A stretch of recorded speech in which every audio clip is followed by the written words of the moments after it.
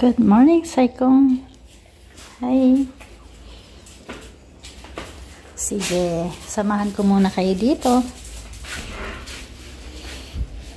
Nagwalis layong tayo guys kaninang umaga ng kaunting mga dahon-dahon. Kasi pag hindi ko inano yung mga dahon dito ang punta niya. Mamaya guys, liliniskin ko to habang tulog si Lola. So yun. Nagtrabaho na kami kanina dito.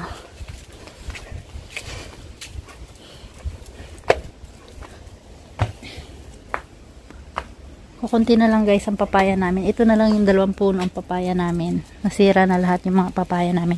So hindi ko pala ito na ibaba. Inayos ko kasi guys yung hose kanina. Natanggal. Yan guys. Ginamitan natin ng lighter para pumasok yung niya. Lagi kasi natatanggal, hindi kasi pag kinakabit ko siya hindi masyado nakasuksok itong hose. So ginamitan ko siya ng lighter para lumambot. Yun, pasok ko ng sagad na sagad. Laging problema ni Lola yan, natatanggal nga. So sa Monday na lang tayo guys magtatrabaho sa itaas. Ang dami doong tambak na dahon na kailangan nating dakutin. So ayan yung pagkain ng aso. Balik muna natin dito guys. At ito yung para dyan. Tapos lagyan natin ng kaunting wala na siyang tubig.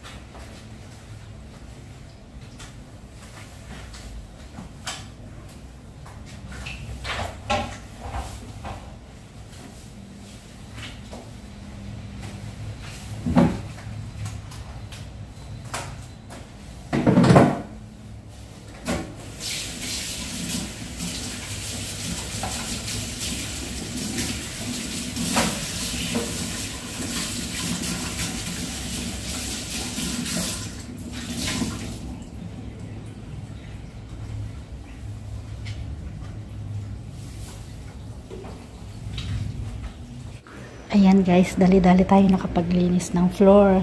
Kasi ito yung area ng aso, napakadumi na. Hindi naman napakadumi, kaya lang gusto ko lagi siyang nililinis kasi nga mabalahibo ng aso. Ang gusto ni Lola, walis-walis lang. So ako gusto ko, binabaldiyo ko siya, nilalagyan ko ng Clorox. So ngayon malinis siya na siya guys. Dinali-dali ko lang kasi nga nasa kwarto si Lola. Pag nalaman niya na naabutan niya, nagagalit yan na nililinis ko tong area na to. So kailangan naman natin linisin kasi may ibang tao rin na pupunta rito, nakakahiya pag nakitang madumi ang aming bahay. Yun lagi yung sinasabi ko sa kanya, sa Lola walang problema, syempre may ka dito, may kasambahay ka, dapat malinis. Hi! Inuna ko nga lang guys, linisin itong itaas, hindi pa tayo nakakapaglinis sa baba. So yun, ganito lang ako mag-linis nito guys. Ba't maraming langgam?